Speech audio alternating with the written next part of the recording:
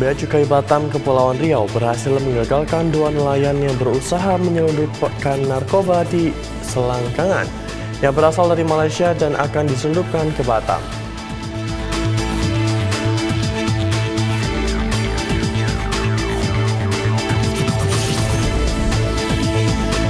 Polres Sorong Selatan melaksanakan operasi Zebra Mansinan 2024. Dalam kegiatan ini, jajaran Polres Sorong Selatan mengajak masyarakat untuk tertib berlalu lintas.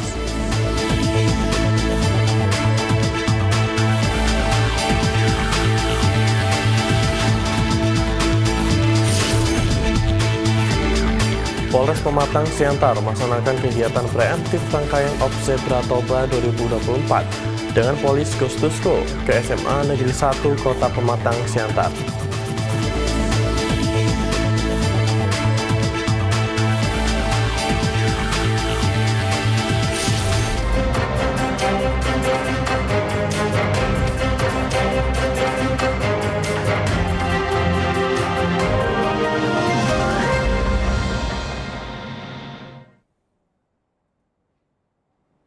Selamat pagi pemirsa, Presisi Pagi kembali hadir edisi Selasa 22 Oktober 2024. Seperti biasa, selain 3 berita utama tadi, selama 1 jam ke depan kami juga telah menyiapkan sejumlah informasi terkini lainnya. Bersama saya Pripta Faisal Ridho, inilah Presisi Pagi selengkapnya.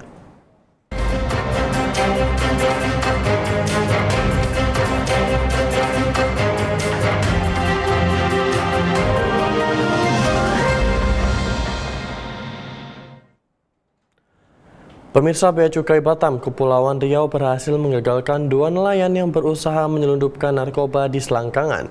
Diketahui narkoba tersebut berasal dari Malaysia dan akan diselundupkan ke Batam.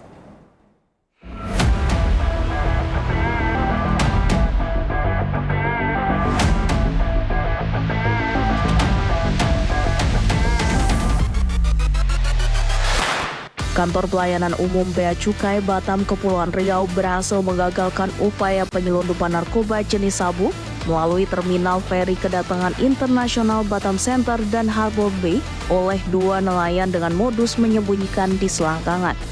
Kepala Bidang Penindakan dan Penyidikan KPU Bea Cukai Batam Muntadi menyampaikan, pengungkapan ini terjadi pada 2 waktu dan lokasi yang berbeda. Namun asal narkoba sama-sama dari Malaysia masuk ke Indonesia melalui jalur laut, yakni lewat Pelabuhan Internasional Batam Center dan Harbor Bay.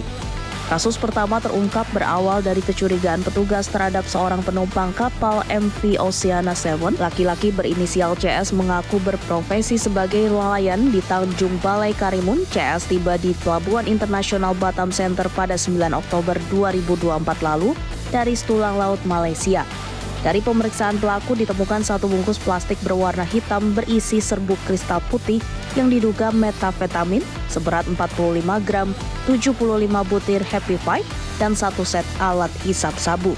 Serta 2 bungkus plastik warna hitam berisi serbuk hisap putih yang diduga metafetamin masing-masing seberat 115 gram dan 90 gram yang diletakkan di selangkangan. CS diketahui merupakan mantan residivis di Lapas Tanjung Pinang. CS mengaku baru pertama kali membawa barang tersebut dengan upah yang dijanjikan sebesar 8 juta rupiah. Barang tersebut diterima dari pelaku di Malaysia daerah Skudai Setulang Laut dari warga negara Malaysia beretnis Indonesia. Kemudian kasus kedua terjadi pada 19 Oktober 2024 lalu di Terminal Kedatangan Feri Internasional Harbor Bay. Pelaku laki-laki berinisial R juga tiba dari Setulang Laut Malaysia. Berawal dari kecurigaan petugas pelabuhan terhadap R yang baru menuruni kapal MV Marine Half 3, petugas kemudian melakukan pemeriksaan tubuh, didapati 3 bungkus plastik berwarna hitam yang diduga berisi serbuk kristal putih yang diduga metafetamin, total 435 gram masing-masing seberat 190,215 dan 30 gram, serta 2 buah alat hisap sabu. Dari pengungkapan tersebut, kini kedua pelaku telah diamankan dan diserahkan ke Dires Narkoba Polda Kepulauan Riau untuk diproses lebih lanjut secara hukum. Penindakan ini merupakan komitmen Bea Cukai Batam beserta Polda Kepulauan Riau dalam memberantas penyelundupan narkoba terutama melalui Kepulauan Riau. Dari Humas Polda Kepulauan Riau, melaporkan untuk Polri TV. Pemirsa, Satuan Narkoba Polres Halmahera Selatan, Maluku Utara kembali menangkap pelaku penyalahgunaan obat keras jenis tramadol. Saat penangkapan, polisi menemukan paket dari jasa ekspedisi yang berisi 500 butir tramadol. Pelaku diduga seorang subkontraktor perusahaan tambang di Pulau Obi berinisial IB. Pelaku ditangkap pada 15 Oktober 2024 lalu di Desa Kawasi, Kecamatan Obi, Kabupaten Halmahera Selatan. Saat penangkapan, polisi menemukan paket dari jasa ekspedisi yang berisi 500 butir tramadol, serta sebuah handphone yang digunakan untuk melakukan transaksi. Wakapolres Halmahera Selatan Arandir Prakarana melalui Kasat Narkoba Ibtu Muhammad Adnan Nijar menjelaskan bahwa IB adalah subkontraktor bagian feeding di salah satu perusahaan tambang yang beroperasi di Kepulauan Obi. Hasil pemeriksaan menunjukkan bahwa IB telah melakukan transaksi pembelian obat keras tersebut melalui e-banking. Ia melakukan pembayaran sebesar Rp2.202.500 kepada seorang pria berinisial GA pada 8 Oktober 2024 lalu. Kasus ini masih dalam tahap penyelidikan. Lebih lanjut, pihak kepolisian terus mengembangkan kasus ini untuk menelusuri jaringan penyalahgunaan obat keras yang lebih luas.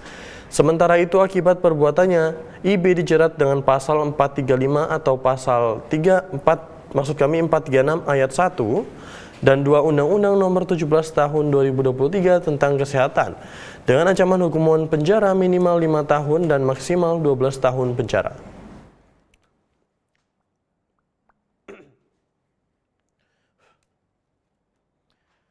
Pemirsa, Kementerian ATR BPN mengungkapkan 2 kasus mafia tanah di Jawa Barat dengan potensi kerugian negara lebih dari 3,6 triliun rupiah.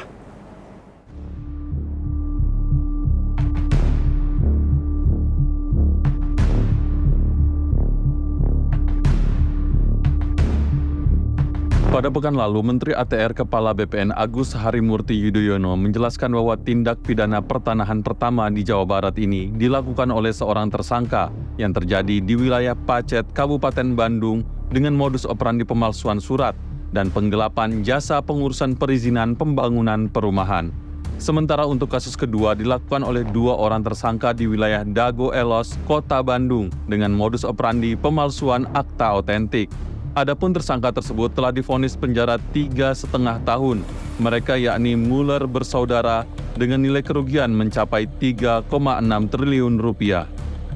Yang penting kita bisa pertama menyelamatkan masyarakat dari ketidakadilan. Yang kedua mencegah semakin berkembangnya situasi yang tidak menentu. Dampaknya bukan hanya ekonomi tapi juga sosial. Dan kita bisa menyelamatkan potensi kerugian negara, termasuk kerugian masyarakat yang jumlahnya signifikan besar. Tadi dihitung lebih dari 3,6 triliun rupiah. Karena ini lokasi yang sangat strategis, lokasi yang kalau dikembangkan secara ekonomi itu juga punya nilai yang tinggi. Tapi sekali lagi ini merupakan pesan kuat kepada siapapun yang coba-coba melawan hukum, yang coba-coba menindas masyarakat. Maka kami, negara hadir, pemerintah hadir, Satgas anti mafia hadir menghadapi mereka secara tegas. Total terdapat 98 kasus mafia tanah yang menjadi target operasi Kementerian ATR BPN pada 2024. Dari 98 kasus yang sedang berproses, terdapat 43 kasus yang sudah masuki penetapan tersangka. Dari Humas Polda Jabar melaporkan untuk Polri TV. Pemirsa, curah hujan yang tinggi beberapa hari terakhir mengakibatkan banjir di Kabupaten Melawi. Banjir yang melanda sejumlah wilayah di kabupaten tersebut membuat warga kesulitan dan terpaksa mengevakuasi barang-barang berharga mereka. Dalam situasi darurat ini, personil Polres Melawi yang tengah berpatroli malam menemukan warga yang tengah mengevakuasi barang-barang mereka. Tanpa ragu, personil Polres Melawi langsung turun tangan membantu warga mengevakuasi barang-barang mereka. Meskipun kondisi hujan yang masih mengguyur, AKP Bakti Juni Ardi yang memimpin kegiatan tersebut mengatakan bahwa pihaknya akan terus berpatroli dan membantu warga yang membutuhkan. Kehadiran personil Polres Melawi dalam membantu warga mengevakuasi barang-barang mereka menjadi bukti nyata bahwa polisi tidak hanya bertugas menjaga keamanan dan ketertiban, tetapi juga hadir untuk membantu masyarakat dalam situasi darurat. Sikap tanggap dan peduli personil Polres Melawi dalam membantu warga yang berdampak banjir ini patut diapresiasi. Hal ini menunjukkan bahwa polisi tidak hanya bertugas menjaga keamanan dan ketertiban, tetapi juga memiliki kepedulian sosial yang tinggi terhadap masyarakat.